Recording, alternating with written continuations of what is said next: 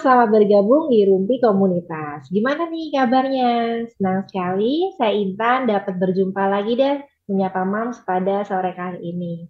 Mams, mungkin ada yang baru nih, pertama kali nonton Rumpi. Apa sih Rumpi itu? Jadi Rumpi adalah ruang Mams Pintar atau segmen di mana media yang rutin hadir nih tayang live di komunitas setiap minggunya. Nah, di setiap sesi kita akan membahas obrolan yang pasti sangat relevan dengan kehidupan Mams sehari-hari.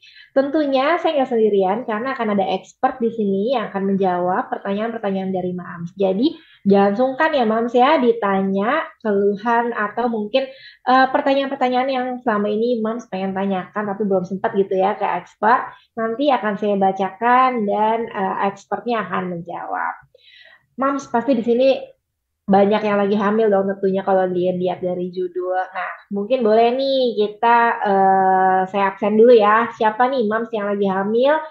Apalagi yang sudah masuk trimester 3 mau menjelang persalinan, siapa boleh tulis di kolom komen, tunjuk tangannya di kolom komen ya. Karena hari ini kita akan membahas tentang persiapan menjelang persalinan. Pastinya banyak hal yang harus diperhatikan dan dipersiapkan ya. Karena melahirkan memang proses yang natural ya, tapi itu pastinya harus dipersiapkan. Seperti kita mau menghadapi perang gitu ya, Mams ya. Nah, pastinya saya yakin kalau baju bayi atau perlengkapan bayi, Mams pasti udah excited, udah belanja dari hamil muda. Cuman persiapan-persiapan yang sifatnya mendasar nih, seperti harus apa sih pernafasannya dan berhubungan dengan fisik tuh malah Mams suka lupa ya kan. Yang keingetan malah belanja barang bayi gitu ya. Nah, pada hari ini kita akan membahasnya gitu. Nah, karena selain barang tadi, pastinya fisik dan mental itu penting juga untuk dipersiapkan. Oke, di sisi Rumpi kali ini saya akan ditemani oleh bidan, namanya yaitu bidan Zulfa Yuliza atau yang dikenal dengan sapaan bidan Zulfa. Nah, Mam tentunya seperti yang tadi sudah saya sampaikan, boleh nih kalau mau tanya-tanya ke bidan Zulfa. Mams tulis aja pertanyaannya di kolom komen, tapi harus yang sesuai dengan tema kali ini ya. Dan disertakan juga nih kira-kira kondisi Mams seperti apa. Misalnya usia kehamilannya di berapa minggu dan ada keluhan seperti apa yang spesifik ya. Mams boleh tolong sertakan di pertanyaan. Nah, sesi kali ini juga nanti akan Mams bisa tonton ulang di fitur media aplikasi Teman Bumil ya, khususnya di tab komunitas. Jadi untuk nanti yang kira-kira, aduh aku kayaknya nggak bisa 60 menit stay tune di sini, nggak apa-apa, nanti Mams tinggal tonton ulang ya. Oke, langsung aja saya akan menyambut Bidan Zulfa yang sudah terhubung di sini. Halo Bidan Zulfa. Halo Mbak Intan, halo Mami semuanya. Halo, halo Bidan, apa kabar nih Bidan Zulfa nih? Wah semangat sekali pokoknya hari ini ya, luar biasa. Ya, ya. Bubit, semoga sehat selalu ya. Di sini mau menyempatkan waktunya. Terima kasih loh untuk menyapa para mams yang udah nonton dan berbagi ilmu tentunya nih. Mungkin sebelum mulai, Bubit Pastinya boleh dong. dong perkenalan sedikit nih. Mungkin ada yang baru pertama kali nonton Bidan Zulfa di sini. Boleh perkenalan dong, Bidan Zulfa sehari-harinya ngapain sih gitu? Atau apa seorang ibu juga atau gimana nih? Boleh perkenalan dulu nih kepada mams kita yang sedang nonton. Oke, hai Mam, saya perkenalkan nama saya Bidan Zulfa Yuliza ya. Saya mempunyai praktek klinik bidan itu di daerah Jakarta Selatan. Ya, tepatnya di Kebayoran Lama dan saya adalah ibu dari 2 orang anak. Gitu. Kayaknya nggak usah panjang-panjang kali ya. Nanti kalau misalnya perkenalan boleh nanti mampir di Instagram aku aja. Oke? Oke, oke. Jadi Mas jangan lupa ya kunjungin juga Instagram Bidan Zulfa dan di follow apa Instagramnya Bu Bit? Bidan Bidan Zulfa Zulfa. juga sama. Oke, Huh. oke, oke. Siap. Kalau gitu kita langsung aja. Mungkin pertanyaan pembuka nih dari aku pasti karena Hmm. udah banyak banget nih Mams yang udah nungguin dan sudah bergabung juga nih di sesi Rumpi kali ini. Nah, kita kan ngomongin tentang persiapan ya. Kira-kira persiapan utama apa sih nih Bubit yang harus diperhatikan nih oleh bumil-bumil menjelang persalinan? Ya, karena kan persalinan itu kan adalah hal yang ditunggu-tunggu banget ya, nggak cuma buat ibu-ibu dan bapak-bapak baru nih, tapi juga buat orang tua ataupun calon nenek-nenek gitu ya, calon nenek dan kakek gitu ya. Jadi ada yang namanya birth plan. Birth plan itu tidak hanya mempersiapkan apa namanya tuh baju-baju bayi atau perlengkapan, tapi juga siapkan mental dan fisik ibu. Yang persiapan adalah tidak hanya menjelang persalinan, tapi dipersiapkan sejak awal kehamilan. Ya, sejak awal kehamilan kita ingin periksa sama siapa, dokter ataupun bidan siapa, terus kita ingin merencanakan persalinan itu di mana, dengan siapa, yang mendampingi siapa, dan juga kita persiapan pemberdayaan diri. Kayak misalnya ilmu pengetahuan, agar kita tahu nih kondisi kita seperti apa. Terus apa namanya tuh latihan yoga ataupun senam hamil gitu. Karena kan kalau hamil apalagi anak pertama ya, itu kan kalau misalnya ada keluhan sedikit tuh kayak, aduh ini gimana nih kayak gini gitu kan. Nah, itu harus dipersiapkan gitu. Karena kalau misalnya kita mempersiapkan persalinan sejak awal kehamilan, itu akan mengurangi kecemasan ibu dalam menghadapi persalinan. Itu adalah hal yang paling penting, gitu Mbak Intan. Oke, jadi memang harus diperhatikan nih bumil-bumil ya, yang sudah memasuki trimester 3. Nah, persiapan tadi nih, ada perbedaan nggak sih untuk moms yang berencana melahirkan normal dan untuk moms yang memang sudah berencana melahirkan sesar? Nah, jadi kita ngomongin tentang berplan ya. Berplan itu tidak hanya kita persiapkan untuk melahirkan secara normal, tapi kita juga harus mempersiapkan diri dan mental jika suatu saat nanti ada sesuatu nih yang memang tidak bisa lahir normal. Misalnya letak bayinya sungsang ataupun lintang, nah itu kan harus dioperasi ya atau di SC gitu kan. Nah itu harus dipersiapkan juga, itu namanya SC terencana atau SC elektif. Nah kalau misalnya SC terencana itu persiapannya memang lebih matang dibandingkan dengan yang emergensi. Jadi persiapan MAM tidak hanya untuk persiapan secara normal, tapi juga persiapkan diri jika ada sesuatu. Ya, kalau misalnya nih tiba-tiba udah melahirkan normal, udah bukan 10, tapi ternyata kepala bayinya tuh nggak turun-turun gitu, atau jantung bayinya nggak bagus, tiba-tiba turun. Nah, itu harus dipersiapkan dengan apa namanya tuh SC gitu ya, atau operasi. Jadi mentalnya juga jangan jadi down gitu. Oh, kok udah persiapan pengen lahir normal, tapi ternyata ujung-ujungnya operasi juga, iya nggak apa-apa. Ya nggak apa-apa. Tapi Mam sudah persiapkan itu dari sejak awal kehamilan gitu. Jadi walaupun Mam ingin melakukan persiapan persalinan normal, tetap ada option tiba-tiba harus dilakukan operasi. Lain cerita kalau misalnya dari awal kehamilan, Mam sudah ada indikasi untuk melahirkan secara SC gitu ya, misalnya karena ada kelainan atau karena ada sesuatu yang memang tidak bisa untuk melahirkan secara normal, nah itu bisa persiapkan lebih matang lagi untuk melakukan secara SC. Oke, Gitu. itulah mengapa tadi persiapan mental penting ya, Bu Bit ya. Karena itu Mm-mm. tadi banyak kan mams yang pengen banget bersalin secara normal ya. Nggak apa-apa, itu bagus. Tapi kalau misalnya harus SK juga nggak kalah baiknya gitu. Sama aja semuanya, sama-sama jadi ibu. Jadi jangan berkecil hati kalau nanti mams tiba-tiba harus menjalani persalinan secara SK.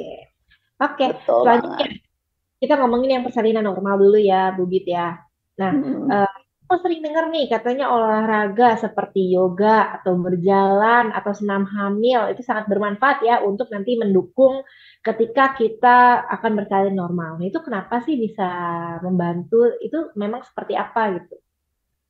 Jadi untuk persiapan, baik lagi ya, ini untuk persiapan tubuh kita sebenarnya. Tubuh kita itu kan kalau misalnya menghadapi kehamilan, apalagi awal-awal kehamilan itu kan akan ada terjadinya perubahan hormonal yang membuat si ibu tuh menjadi gampang moody, terus gampang capek dan segala macam.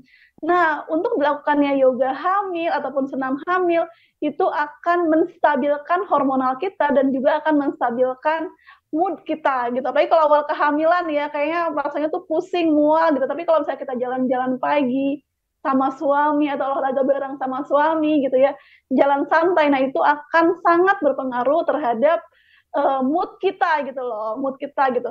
Nah, selain itu juga untuk mempersiapkan tubuh kita dan otot-otot kita agar menghadapi kehamilan dengan bahagia dan juga sehat tentunya.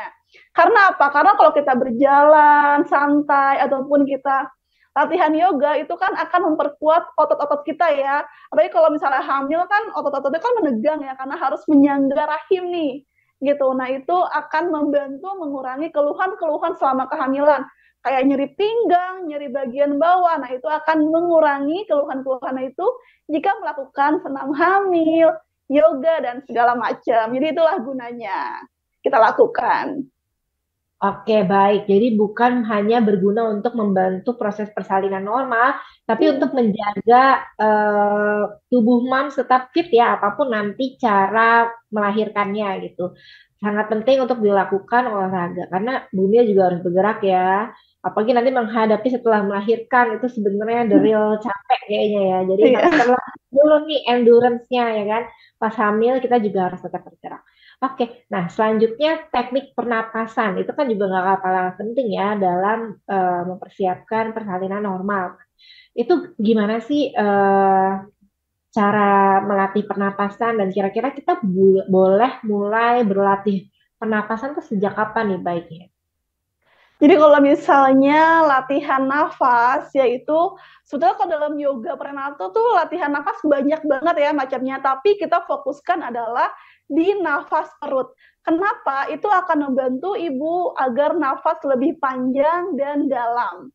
Gitu. Jadi kalau misalnya nanti pada persalinan nih, aduh lupa nih kayak pakai nafas apa ya. Nah, apapun yang ibu pakai nafasnya itu ibu akan mengingat sendiri. Udah otomatis dia akan mengingat, oh dulu tuh saya kemarin belajarnya seperti ini loh gitu. Jadi nafasnya otomatis akan panjang dan juga dalam. Nah, itu akan membantu dalam proses persalinan, mengejan ataupun penurunan kepala bayi. Nah, caranya adalah ya, jadi dipakai adalah otot perut. Yang dipakai otot perut, mams bisa pejamkan mata atau boleh sambil dengerin musik gitu ya supaya menjadi lebih rileks, atau misalnya pakai aromaterapi wangi-wangian yang mams suka gitu ya, jadi menjadi lebih rileks gitu ya sambil dilakukan sambil ngobrol sama bayinya gitu. Nah, mungkin mams bisa lakukan, jadi pegang di bagian perut ya, di bagian perut itu hembuskan dulu sampai perutnya kempes. Kenapa sih kita pegangnya perut? Karena kita akan melatih otot perut gitu ya. Jadi pas dipegang di bagian perut kita hembuskan dulu. Kita hembuskan dulu sambil dikempeskan perutnya. Nanti setelah itu kita ambil nafas panjang pelan-pelan sambil dikembungkan gitu ya, seperti dikembungkan perutnya, nafas panjang. Nah, jangan lupa sambil nafas panjang, sambil selalu dikomunikasikan dengan janin. Janinku sehat, tubuhku kuat, dan janinku tumbuh dengan sempurna. Nah, itu ya. Nah, ini bisa dilakukan dari mulai awal kehamilan. Ini juga bisa ngebantu loh untuk mengurangi mual muntah pada hamil awal. Gitu. Nah, kalau misalnya untuk awal-awal ibu melakukan, itu boleh lakukan sebisanya aja. Misalnya kayak, aduh bisanya cuma sedikit doang nih nafasnya, nggak apa-apa. Tapi lakukan terus-menerus, nanti kalau udah mulai agak panjang bisa dihitung. Misalnya ya, ibu nafas nih, nafas sambil dihitung. 1, 2, 3 gitu ya. 4, 5, 6, 7. Hembuskan juga sama. 1, 2, 3 kayak gitu. Pokoknya dihitung. Nah, usahakan pada saat usia kehamilan 36 minggu itu udah sampai hitungan ke-18. Nah, itu udah panjang banget tuh. Nah, itu adalah teknik pernapasan sejak awal kehamilan itu boleh dilakukan sampai usia menjelang persalinan. Gitu. Oke, nah ayo siapa tadi Mams yang ikutan? Ikutan mengatur nafas, saya juga diem-diem ikutan mencoba nafas panjang. Ternyata sulit ya, saya aja nggak hamil Hmm.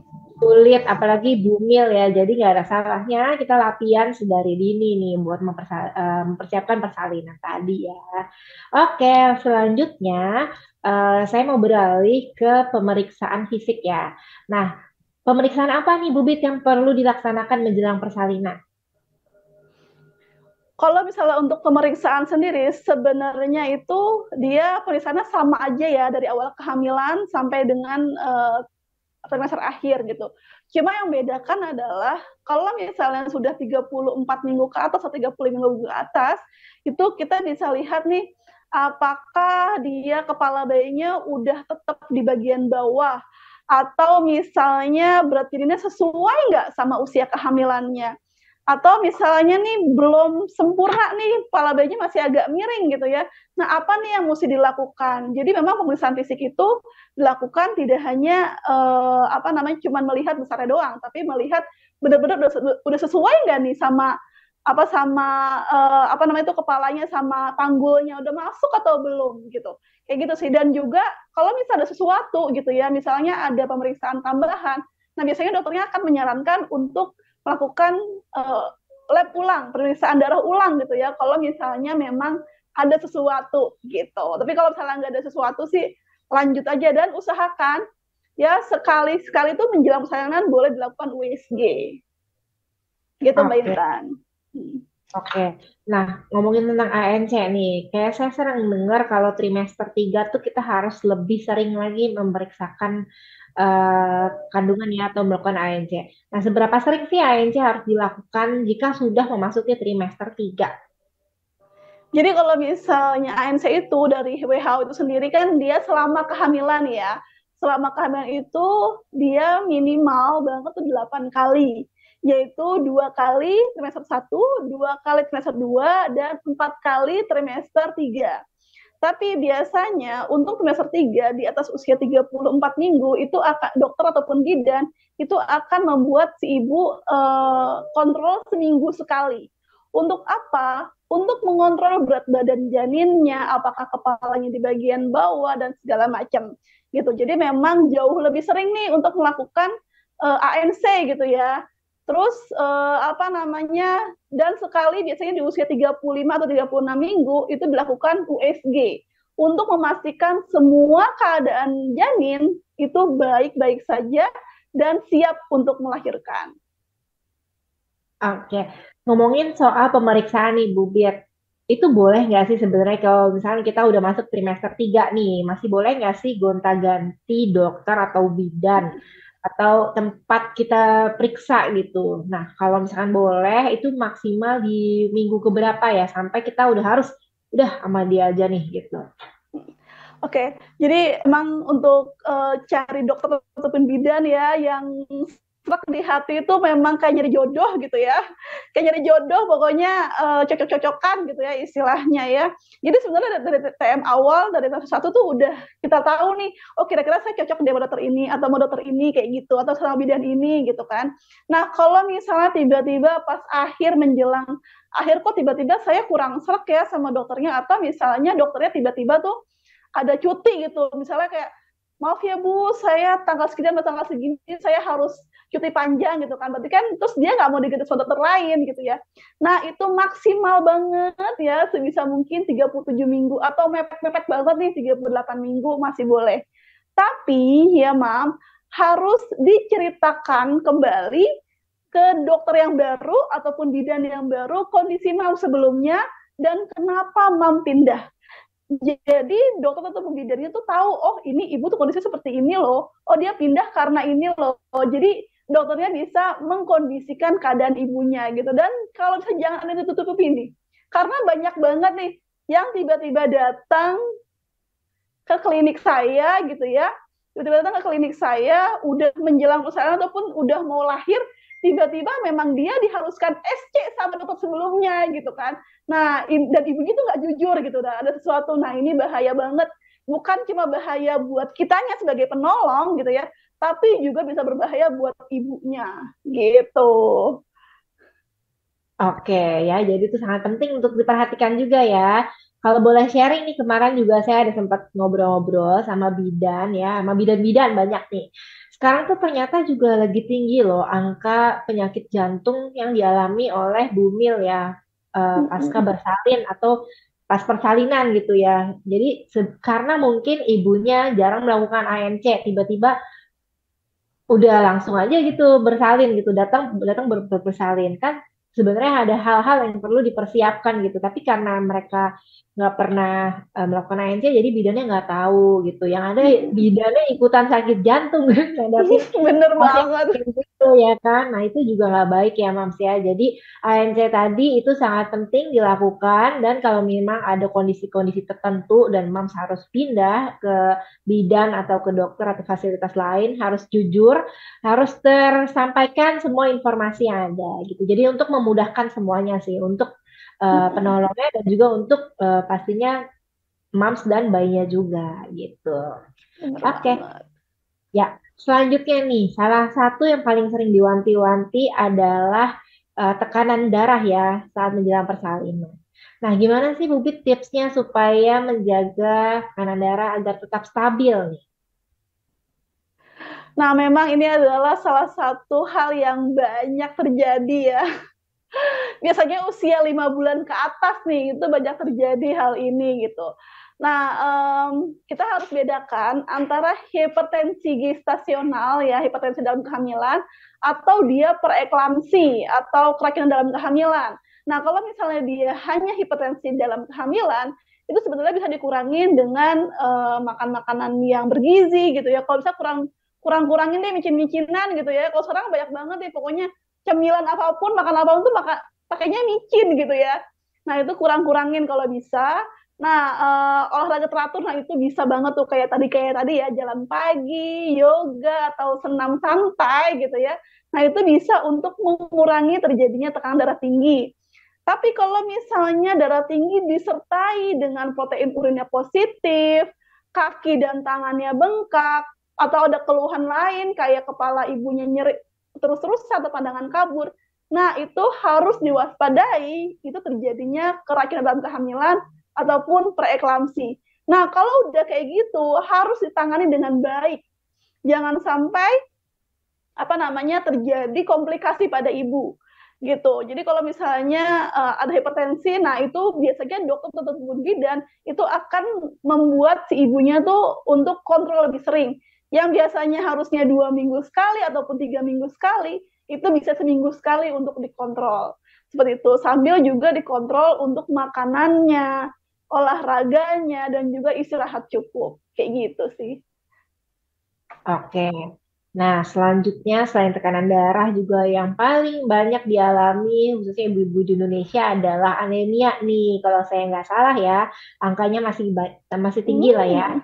ya kan? Nah, kalau anemia itu juga gimana ya cara menanganinya gitu dan mulai kapan nih baiknya harus dipantau? Jadi kan kita nggak boleh mepet-mepet ya, tiba-tiba menjelang persalinan masih segitu aja apa namanya apa tuh namanya ya? Aku jadi lupa. Ya pokoknya masih HB, anemia. HB, HB, Ya HB-nya ya HB-nya. HB-nya. HB-nya masih rendah gitu ya. Nah, itu harus sejak kapan sih kita menaikkan HB itu apalagi kan pastinya kalau lagi hamil memang HB-nya cenderung lebih rendah daripada pas dia hamil ya gitu. Boleh dijelaskan mungkin Bibit?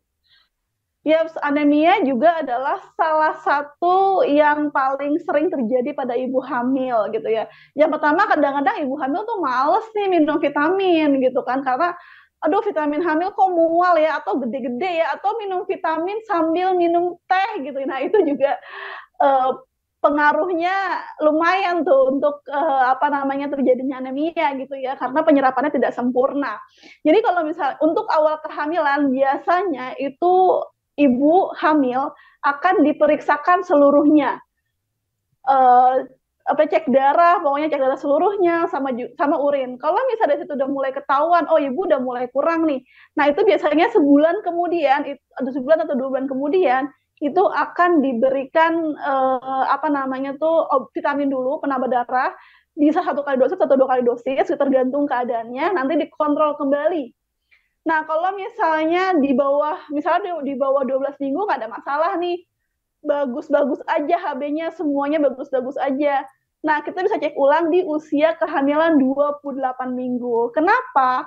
Karena untuk persiapan nanti persalinan. Karena kan kalau misalnya HB itu kan kita nggak langsung naik gitu loh, minum vitamin sekali langsung naik gitu, enggak.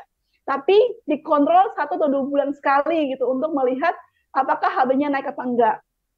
Dan yang perlu diperhatikan adalah pada saat usia kehamilan 32 minggu sampai usia kehamilan 35 minggu, itu ibu hamil cenderung HB-nya lebih rendah. Kenapa? Karena terjadinya pengenceran darah pada ibu hamil. Nah, ini bisa diperhatikan. Jadi kalau misalnya ibu merasa pusing banget atau tiba-tiba pandangannya kabur atau tiba-tiba kalau misalnya mau keluar kok kayaknya mau pingsan ya. Nah, itu sebaiknya ibu harus kontrol gitu ya atau makan makanan yang mengandung zat besi seperti daging-dagingan ataupun sayuran hijau, ati ayam atau ati sapi. Nah, itu harus ditingkatkan di usia kehamilan segitu. Nah, tapi kalau misalnya nggak ada masalah gitu ya, biasanya selama kehamilan dilakukan 3 kali pengecekan, TM1, TM2, dan TM3. TM3 itu untuk persiapan persalinan. Gitu. Jadi pokoknya jangan absen untuk minum vitamin penambah darah ya, Mam. Oke, tuh dicatat ya ibu-ibu, penting loh untuk menjaga HB. Nah, boleh nggak sih dikasih tahu kenapa sih penting HB itu eh dijaga gitu? Emang kenapa sih kalau HB-nya rendah menjelang persalinan tuh apa gitu resikonya? Mungkin Mams harus tahu nih supaya lebih aware lagi gitu. Hmm, benar. Jadi kalau misalnya HB itu, kalau HB-nya rendah itu selain pengaruh ke pertumbuhan janin, terutama otak janin ya. Kita kan pengen ya janin kita tumbuh sehat, bagus, otaknya juga sempurna gitu ya. Tapi kalau misalnya HB-nya rendah itu akan berpengaruh kepada pertumbuhan janin. Janin biasanya dia akan lebih kecil dibandingkan dengan usianya, ya. Terus kalau misalnya buat ibunya nih menjelang persalinan itu bisa terjadinya perdarahan atau bisa terjadinya plasentanya atau ari-arinya tuh lepas duluan. Nah, itu bahaya banget. Ya, yang harusnya dia lepasnya pada saat setelah bersalin, dia harus lepas pada saat di dalam kandungan. Nah, itu juga bisa terjadi. Perdarahan dan juga kalau misalnya untuk pemulihannya lebih lama dibandingkan dengan yang HB-nya bagus gitu ya. Yang harusnya misalnya ibu habis bersalin apalagi normal ya, itu 12 jam atau 6 jam udah bisa duduk, udah bisa ngapa-ngapain. Ini dia lebih lama untuk pemulihannya gitu. Jadi memang HB itu penting banget tidak hanya buat ibu tapi juga buat janinnya.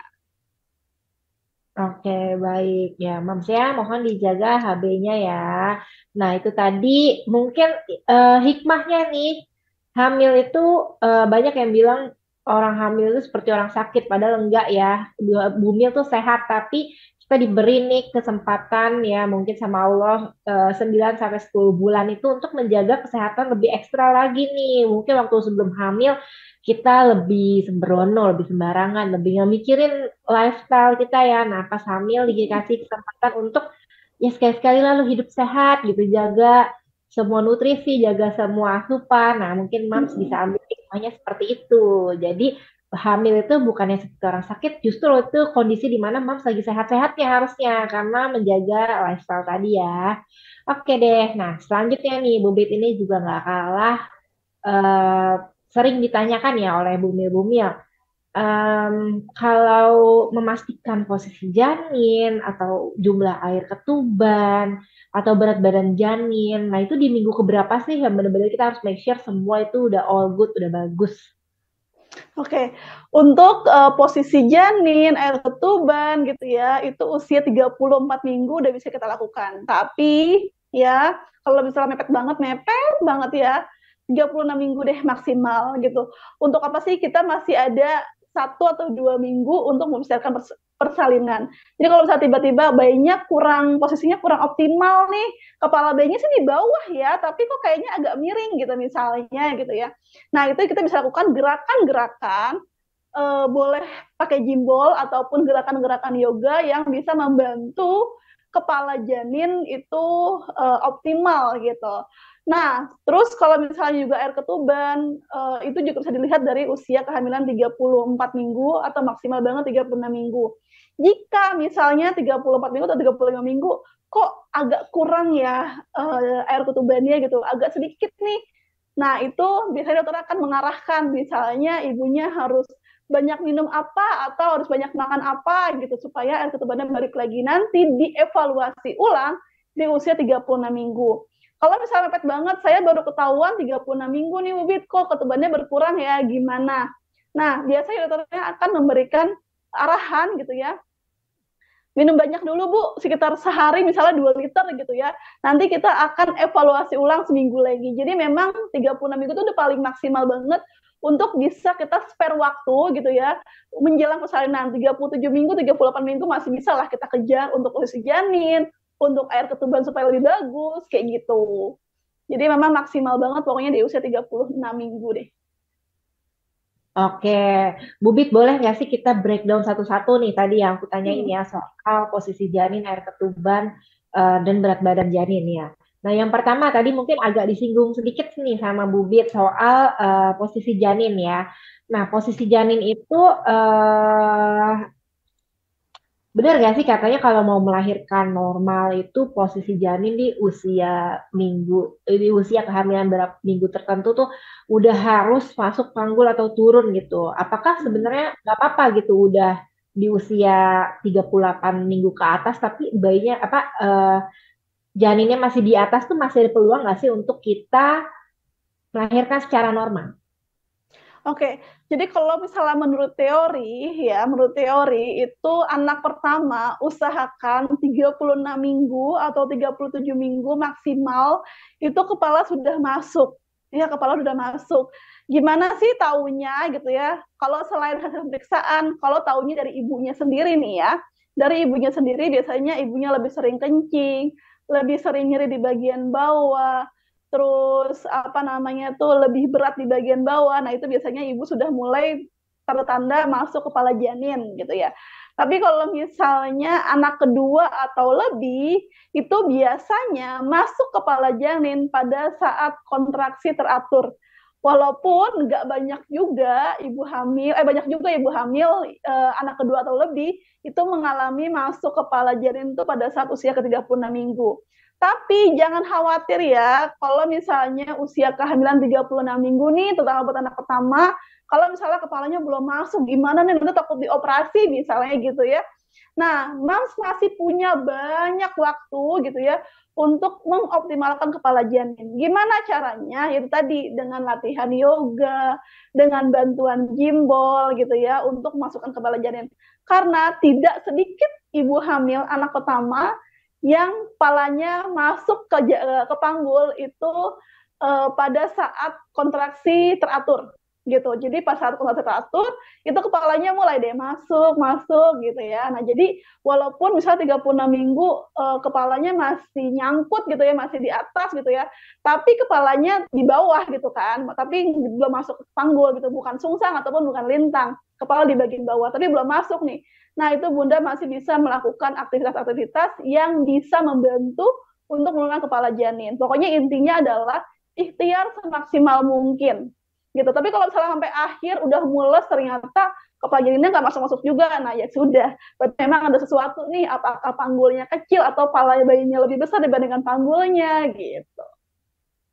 Yang penting kita Oke. ikhtiar dulu deh. Ya, ya.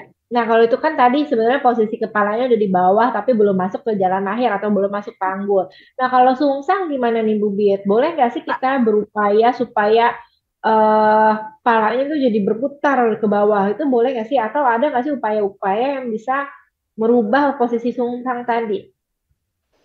bisa banget. Biasanya tuh posisi sungsang itu udah mulai bisa diterapi gitu ya.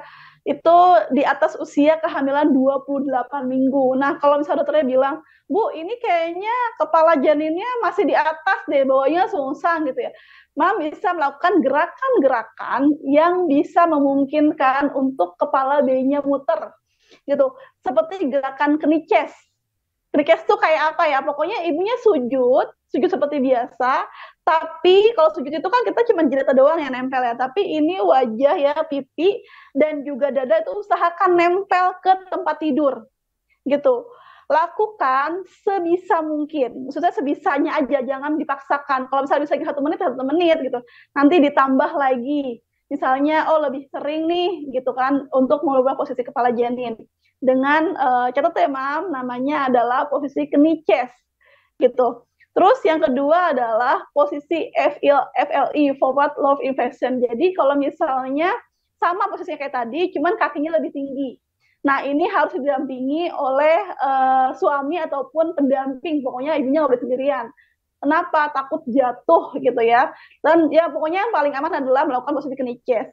Jadi kalau misalnya aduh sungsang gimana ya, nah itu jangan putus asa dulu karena saya pernah punya pasien itu usia 36 minggu masih sungsang gitu ya. Tapi usia 38 minggu pas sudah melahirkan kepala udah di bawah, mantep. Pokoknya tetap harus lakukan gerakan-gerakan yang bisa memungkinkan untuk kepala janinnya muter gitu. Oke, jadi masih ada peluang, Mams. Kalau Mams mau berusaha atau berikhtiar ya, jangan khawatir. Oke, nah selanjutnya kalau berat badan Mamsnya nih, kan kalau misalnya kita mau bersalin juga nggak boleh ya terlalu berat badannya tinggi atau bayinya juga nggak boleh terlalu besar gitu ya. Nah, itu gimana sih perhitungan pertambahan berat badan Bumil di trimester 3? Harus dijaga juga nih. Boleh dijelasin, Bu Bit? Nah, kalau misalnya mau periksa hamil, biasanya akan diberikan buku pink kayak gini nih, buku periksa. Ya, di dalam buku periksa ini ada yang namanya grafik evaluasi kehamilan dan juga grafik peningkatan berat badan. Ya, nah di sini mau tarik bagian paling bawah. Paling bawah ini ada yang namanya IMT, ya, indeks massa indeks massa tubuh ya, indeks massa tubuh.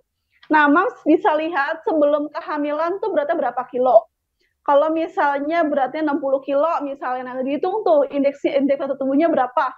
Cara menghitungnya adalah berat badan dibagi tinggi badan kuadrat. Tinggi badan itu dijadikan meter ya, Mam. Misalnya tingginya 160. Berarti dijadikan 1,6 itu kuadrat gitu ya. Hasilnya berapa? Di bagian paling pinggir itu ada yang namanya rekomendasi berat badan. Jadi kalau misalnya IMT-nya sekitar 10 gitu misalnya ya, nah kenaikan berat badannya tuh mestinya berapa sih? Nah ini juga bisa ditarik nih dari Mams nih. Misalnya kehamilan awal naiknya 2 kilo, 2 kilo, 2 kilo, oh tiba-tiba udah naik aja nih. Berarti kan terjadinya obesitas pada ibu hamil gitu ya. Nah ini juga bisa menjadi patokan ibu agar bisa memantau sendiri gitu. Kira-kira saya udah kelebihan belum di berat badannya gitu. Jadi pokoknya dilihat buku pinknya ini, buku pink tuh banyak banget, pokoknya udah lengkap banget. Ini bisa dilihat di sini pertambahan berat badan dan juga pertambahan janin juga ada loh. Gitu. Pokoknya harus dibaca ya, Mam, ini ya. Ya. Oke, jadi penting ya Mams ya kita memantau buku pink ya. Nah, kalau ini saya tips juga nih, teman Bumil itu sebenarnya bisa loh dijadikan pengganti buku pink. Ya, buku pink harus tetap ada, cuman kan di handphone juga kita nggak ada salahnya dong, kita simpan juga. Apalagi handphone nggak mungkin dong zaman sekarang ketinggalan. Nah, di teman Bumil itu ada namanya rekam medis Mams. Mams bisa masukin tuh rutin ya setiap periksa ke bidan pertambahan berat badan mams, berat badan janinnya, dan apalagi itu biasanya kalau periksa kehamilan ya tekanan darah dan sebagainya, itu bisa mams masukin di rekam medis. Nanti akan keluar grafiknya dan akan keluar juga nih eh, kesimpulannya jika mams misalnya oh berat badannya bagus atau mams harus kurangi berat badan, harus menjaga asupan. Nah, itu nanti ada semua. Begitu juga nanti setelah melahirkan bisa digunakan juga untuk memantau tumbuh kembang anak 0 sampai 5 tahun. Jadi bisa mencegah stunting juga Mams untuk anaknya nanti. Kalau misalkan berat badannya kurang atau tingginya kurang, itu nanti semua akan ada penjelasannya dan ada juga Mams tuh harus ngapain sih? Apa harus ke bidan, harus ke dokter itu ada. Jadi boleh coba fitur Kamedis ya, sama-sama dengan buku pink tadi. Keduanya itu sangat penting, jadi jangan lupa untuk terus dicatat ya Mams ya, grafik Bener pertumbuhan. banget. Oke, nah selanjutnya nih Bu Bit, tadi kita udah ngomongin berat badan Mams ya. Nah kalau berat badan janin nih, ada beberapa kasus yang udah menjelang melahirkan tapi BBJ-nya atau berat badan janinnya masih kurang gitu. Nah upaya apa nih yang bisa kita lakukan untuk mengejar ketertinggalan tersebut? Mungkin tidak sesuai usia gitu. Nah, tadi ngomongin IUGR ya, IUGR atau intrauterine fetal death, fetal death. Pokoknya berat badan janin kurang dari usia kehamilan gitu. Sebenarnya bisa dipantau juga tuh dari buku pink ya, sama dari yang tadi aplikasi gitu. Jadi kalau misalnya Mams periksa hamil nih ya kan, bidannya gitu ya atau dokternya dia bisa ngukur pakai meteran gitu. Ini apaan sih kok pakai meteran segala gitu. Karena itu sebenarnya dan sesungguhnya adalah untuk melihat apakah besar kehamilan sesuai nggak dengan usia kehamilan. Kalau misalnya tidak sesuai, nah ini biasanya dokter atau bidannya tuh akan menyarankan untuk Bu, makan makanan yang bergizi ya. Pokoknya makan makanan dengan tinggi protein, seperti daging tanpa lemak, ayam tanpa kulit, terus sayuran hijau dan juga kacang-kacangan itu akan membantu menaikkan berat badan janin gitu. Nah, biasanya itu akan dipantau juga tuh. Misalnya kalau misalnya sekarang beratnya kurang, 2 minggu kemudian itu akan dipantau oleh dokter atau bidannya. Kalau seandainya dalam 2 kali periksa, ya berat janinnya kurang, kok ini masih kurang juga ya, padahal makannya udah bagus nih, vitaminnya udah diminum juga dengan baik gitu ya, tapi kok masih kurang juga. Nah, dokter ataupun bidan itu akan menyarankan untuk melakukan pemeriksaan lebih lanjut. Misalnya harus dilakukan pemeriksaan fat maternal. Kenapa? Yang ditakutkan adalah ada kelainan pada janin. Misalnya janin itu tidak menyerap sempurna nih nutrisinya gitu. Kenapa ya kira-kira, apakah tali besar kecil atau ada sesuatu gitu. Jadi memang penting banget untuk memantau pertumbuhan janin. Selain pertumbuhan berat badan ibu ya, itu janin juga penting gitu. Oke deh, Bu Bit, ini ternyata udah banyak banget pertanyaan dari Mams yang masuk. Nah, mungkin sebelum saya membacakan, ada satu pertanyaan terakhir deh, sahabat dari saya, boleh ya? Nah, Bu Bit, aku sering dengar nih katanya afirmasi terhadap bayi itu juga berperan penting ya untuk eh, memperlancar proses persalinan, katanya gitu. Emang benar, Bu Bit? Emang bayi bisa dengar gitu ya? Nah, gimana sih cara afirmasi yang benar? Mungkin Bubit boleh jelasin nggak? Oh, bener banget ya. Jadi sebenarnya afirmasi itu tidak hanya pada saat menjelang persalinan, tapi sejak awal kehamilan itu bisa diajak ngobrol janinnya. Untuk apa sih? Untuk meningkatkan perkembangan otak janin gitu. Kayaknya jadinya nggak bisa dengar deh, bisa mam. Jadi dengan kita melakukan afirmasi gitu ya, itu akan mengurangi, sangat amat mengurangi kecemasan terhadap ibu menjelang persalinan, dan juga mengurangi nyeri persalinan dan juga mempersiapkan hati dan mental jauh lebih santai dan jauh lebih rileks. Karena kalau misalnya kita apa namanya tuh rileks, santai dan tenang dalam menghadapi persalinan, itu otot-otot yang ada di dalam tubuh kita itu juga akan menjadi rileks gitu. Jadi kalau misalnya kita teriak-teriak gitu ya, terus apa takut gitu ya, terus malah berpikiran negatif, nah otot tanda tubuh kita juga akan menegang. Itu akan mempersulit terjadinya persalinan. Jadi afirmasi itu sangat amat penting gitu ya untuk tubuh kita dan juga untuk janin kita. Nah, gimana sih cara afirmasi? Nah, mungkin nih ya Mbak Intan ya, boleh nggak kita lakukan sama-sama nih supaya apa namanya tuh itu masuk ke dalam otak kita dan juga ke hati kita. Gimana Mbak Intan? Boleh nggak kita lakukan sama-sama? Boleh banget. Nah, jadi di Hmm. Zulfa ada videonya ya katanya ya, atau ada rekaman suaranya. Mungkin Mams di sini yang sedang nonton, ayo kita praktekin sama-sama. Harus sampai nih, harus merem. Boleh Bu Bidan Jadi Zulfa? kita merem dulu ya, Oh, tetap merem dulu. tangannya itu merem ya, terus tangannya di perut. Jadi sambil lakukan nafas gitu ya, sambil Boleh ya, diresapi Mams? dan sambil diajak ngomong bayinya gitu. Yuk, coba yuk kita merem dulu dan atur nafasnya, Mam. Sambil pegang ke perut ya. Ya. Bismillahirrahmanirrahim. Aku selaras dengan tubuhku, pikiranku, dan janinku. Tubuhku diciptakan untuk bisa melewati proses persalinan yang aku inginkan. Bayiku akan lahir dengan sehat dan sempurna di waktu yang tepat. Aku menantikan gelombang cinta yang datang dengan bahagia, tenang, ikhlas, dan percaya bahwa semua proses persalinan akan berjalan dengan baik. Setiap gelombang cinta yang datang menandakan aku akan semakin dekat bertemu dengan bayiku. Allah akan menyertai aku dalam setiap prosesnya.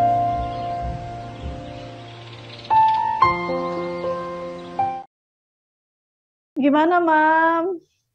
Nah, gimana Mam? Siapa tadi yang ikutin nih afirmasi dari Bidang Support. Jadi afirmasi ini sebenarnya bukan hanya ke janin tapi ke diri sendiri juga perlu ya. Iya, apa aja sih boleh sih sebetulnya ya, tidak harus patokan, pokoknya gimana tadi ya gitu.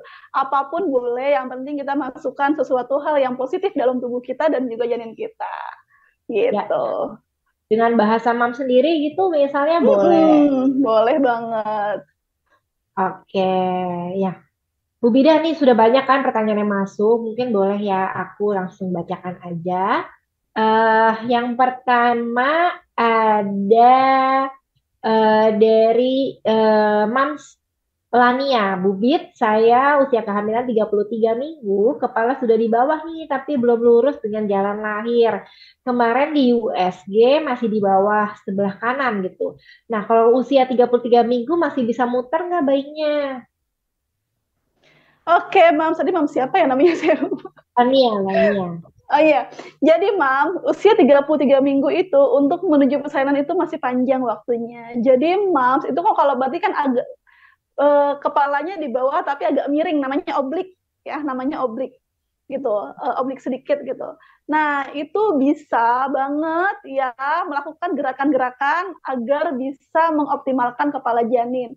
Kalau misalnya Mams punya gimbal, itu enak banget pakai gimbal. Tapi kalau misalnya Mams, Bubit saya nggak punya gimbal di rumah gitu, kayak tidak memungkinkan saya untuk beli gimbal, nggak masalah, Mam bisa melakukan gerakan-gerakan di rumah. Jadi pakai alas dulu ya, pakai alas.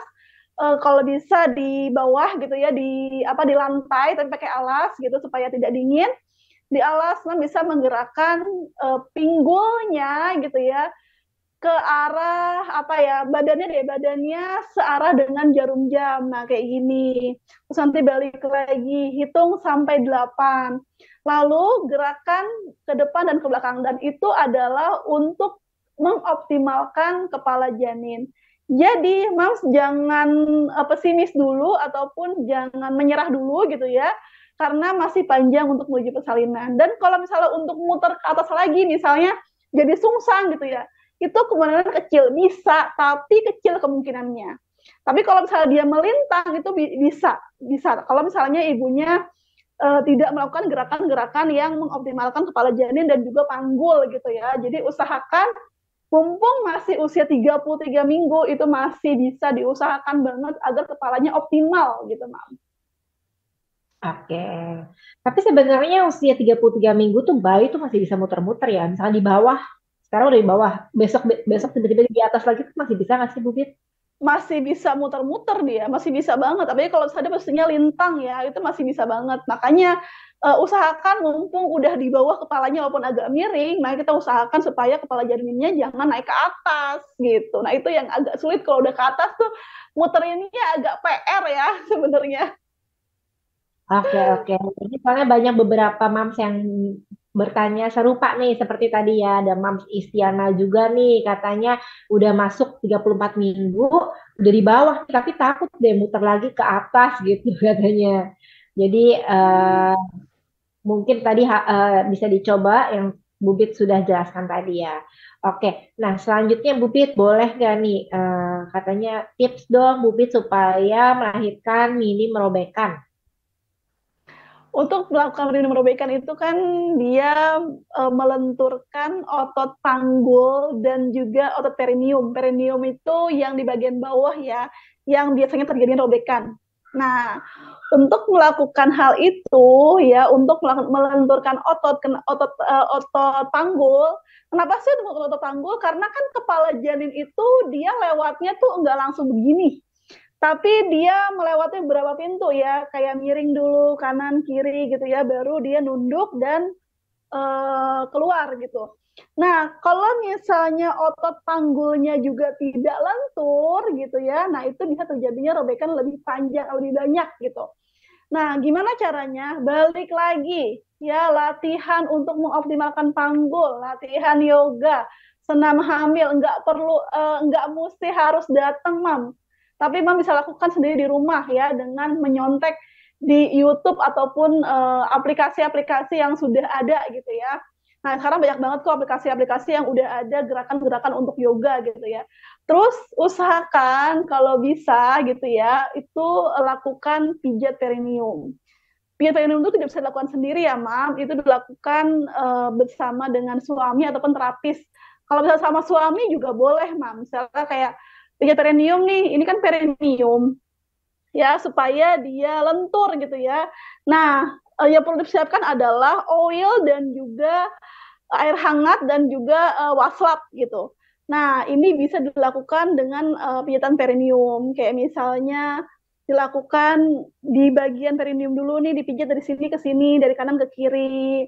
Terus di bagian dalamnya juga gitu ya. Tapi kalau misalnya sama suami, biasanya hati-hati, Mam.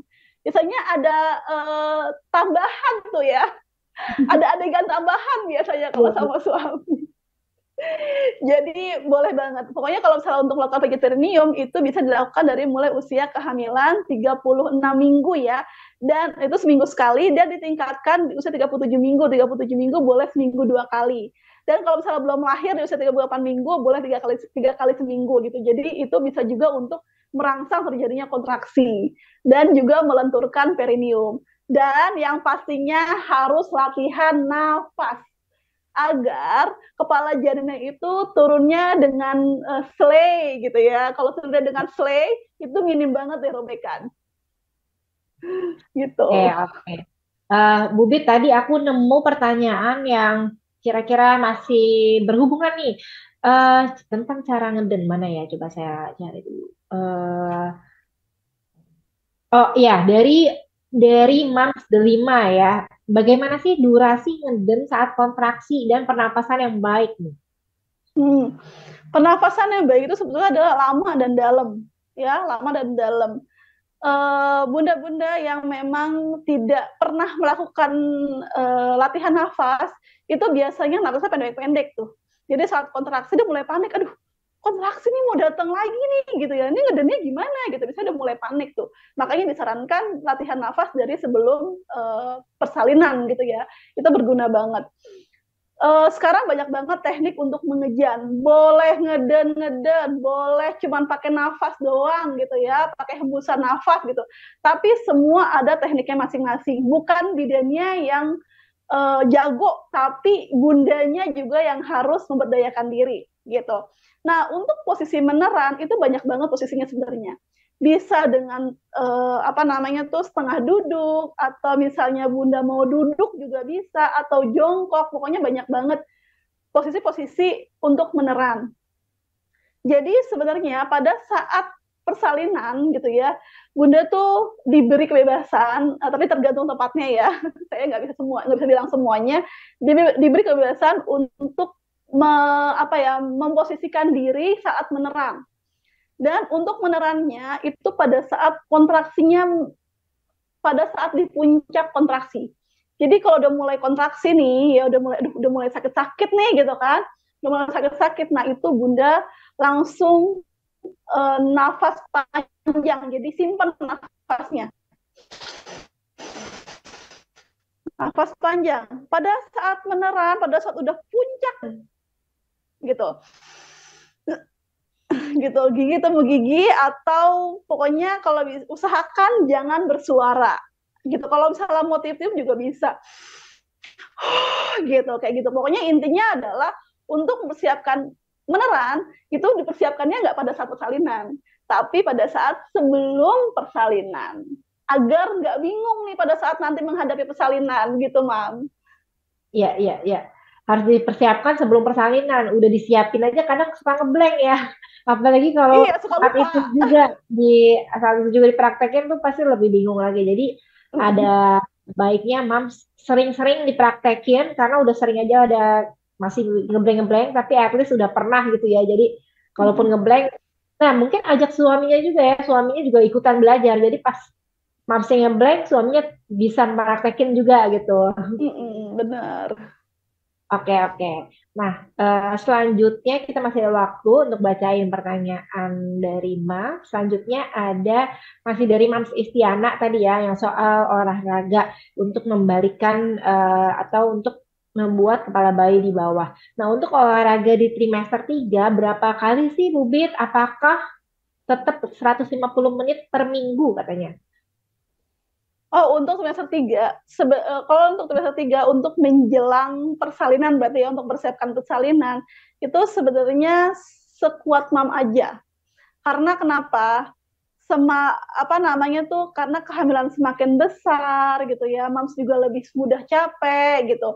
Jadi usahakan sekuat mam aja. Tapi memang benar, itu minimal banget adalah 150 menit per minggu, yang bisa dilihat kalau misalnya perharinya tuh mungkin 30 menit gitu ya. Atau kalau misalnya Mam lagi capek banget ya udahlah 20 menit. Jadi sebetulnya intinya nggak ada patokan khusus ya Mam. Nggak ada patokan khusus, tapi kita bisa lihat dengan kesanggupannya kita. Kalau misalnya kita, aduh kayaknya sehari mesti setengah jam nih minimal nih, tapi belum setengah jam aja udah capek banget deh badan gitu. Nah ya udah lebih baik istirahat aja gitu. Jadi memang tidak ada patokan khusus sebenarnya. Itu hanya anjuran gitu. Jadi tetap kita harus lihat kondisi tubuh kita gitu ya, Mam. Oke, jadi Mams harus tahu kondisi tubuh masing-masing, harus dengerin apa kata tubuhnya. Kalau memang nggak kuat, udah engep, nggak usah dipaksain gitu. Yang penting kita udah usaha. Benar. Oke, selanjutnya nih, Bu Bit, dari Mam Shiva bertanya, rasa kontraksi itu kayak mulus mau menstruasi bukan sih? Karena kebetulan saya tiap mens nggak pernah sakit, jadi saya nggak ada bayangan nih eh, perut bagian mana gitu yang sakit gitu. Palingan perut bagian bawah aja katanya. Nah, apakah kontraksi rasanya sama kayak gitu, Bu Bit? Kontraksi-kontraksi mens yang di perut bawah kayak gitu. Oke, kita bisa bedakan antara kontraksi palsu dan kontraksi asli mau menjelang persalinan. Karena kadang-kadang suka banyak yang bingung nih, kok usia 34 minggu udah mulai kencang-kencang ya? Itu apa nih? Takutnya lahir prematur gitu ya. Nah, mesti bedakan antara kontraksi palsu dan kontraksi asli. Kalau misalnya kontraksi palsu ya, kontraksi palsu dia tuh kenceng aja, tapi perutnya tuh nggak keras. Kalau kontraksi asli dipegang di bagian pusar, ya di bagian pusar paling gampang gitu ya. Nah itu mulesnya kontraksinya datang dari mulai belakang sampai ke depan perut. Nah pegang di bagian pusar, kalau dia keras kayak jidat, nah jidat kan keras ya, keras kayak jidat itu namanya kontraksi asli. Nah bisa dilihat dalam waktu 10 menit berapa kali. Kalau misalnya 10 menit sekali atau 2 kali, nah itu belum mendekati persalinan, tapi kalau udah 3 sampai 4 kali kerasnya dalam 10 menit, nah itu sudah mulai mendekati persalinan. Apalagi kalau misalnya bunda-bunda yang memang ambang sakitnya berkurang ya gitu kan. Saya juga termasuk orang yang ambang sakitnya nggak terlalu tinggi gitu. Jadi apa namanya, mungkin waktu menstruasi nyeri juga, cuma karena ambang sakitnya kita rendah sekali, jadi nggak merasakan gitu. Nah itu kadang-kadang yang suka dirasakan oleh ibu hamil nih, tahu-tahu hubungannya besar aja. Nah itu mesti diperhatikan. Ya, kalau misalnya kontraksi palsu, itu kalau misalnya bunda istirahat atau ubah posisi, itu dia akan berkurang atau hilang. Tapi kalau misalnya kontraksi asli, bunda mau rubah posisi kayak apapun, itu akan tetap dia datang kontraksinya. Gitu. Yang perlu diperhatikan adalah rasa kencangnya itu sih, kalau misalnya memang ambang sakitnya rendah ya, kencangnya nih, oh tiba-tiba kencang nih, ini kontraksi bukan ya, pegang deh di bagian pusarnya, oh keras nih kayak jidat, oh berarti ini kontraksi, kira-kira 8 menit ya 10, udah berapa kali dalam 10 menit ya, nah itu untuk membedakan antara kontraksi beneran atau bukan, gitu. Oke, siap Ubed. Nah, ini nggak kerasa ya Mams ya, waktu kita sudah mau habis, jadi kayaknya sudah cukup pertanyaan Mams yang bisa saya bacakan. Tapi semoga tadi sudah terwakilkan ya, pertanyaan Mams yang belum sempat saya bacain, sudah terwakilkan dengan pertanyaan-pertanyaan lain dan dari jawaban bidan Zulfa tadi. Oke, mungkin sebelum kita menutup acara ini, Bu Bit ada pesan-pesan nggak nih untuk Mams yang menonton? Mungkin khususnya untuk moms yang sedang menunggu persalinan sebentar lagi nih. Oke, Mams, jadi kita closing statement dulu ya. Jadi rangkuman dari segala hal yang udah kita bicarakan tadi, ya. Jadi kalau misalnya untuk persiapan persalinan itu kalau bisa dipersiapkan sejak awal kehamilan. Tapi kalau misalnya memang sudah terlambat, sudah trimester 3, boleh diupayakan atau dimaksimalkan ikhtiarnya atau persiapannya agar lebih matang menjelang persalinan. Karena persalinan itu tidak hanya mempersiapkan perlengkapan, tapi juga mempersiapkan diri dan juga mental kita. Persiapkan tubuh dan juga fisik agar menjadi lebih sehat dan juga lebih fit dan menghadapi persalinan dengan bahagia dan juga minim trauma. Dan setelah menghadapi persalinan kita akan menghadapi bayi gitu ya, menghadapi bayi dengan jauh lebih bahagia dan minim terjadinya baby blues gitu. Jadi semuanya dipersiapkan sejak awal kehamilan, hamil, persalinan dan juga menyusui. Gitu. Oke deh, terima kasih ya Bidan Zulfa atas waktunya dan atas sharing ilmunya juga. Semoga bermanfaat dan bisa langsung dipraktekin oleh Mams di sini nih yang sedang menonton. Terima kasih juga untuk Mams yang sudah setia nontonin saya dan Bidan Zulfa pada sore hari ini. Semoga ilmunya dapat bermanfaat dan dapat Mams bagikan lagi ke kerabat atau ke keluarga lainnya ya Mams ya. Untuk moms yang mungkin tadi joinnya baru atau mungkin tadi nggak sempat ya ada yang terlewat, jangan khawatir, moms bisa tonton ulang tayangan ini di tab media di aplikasi Teman Bumil khususnya di komunitas ya moms ya. Jadi jangan khawatir, moms bisa tonton ulang. Saksikan terus Rumpi Komunitas selanjutnya karena masih banyak hal yang akan kita bahas tentunya yang relevan dengan kehidupan Mam sehari-hari bersama expert lainnya. Saya atas nama teman Bumil ingin meminta maaf ya Mams ya jika ada yang kurang-kurang dari tayangan hari ini. Sekali lagi saya ingin berterima kasih kepada Mam semua dan juga Bidan Zulfa. Sampai jumpa lagi Mams dan Bidan Zulfa di kesempatan berikutnya. Selamat sore.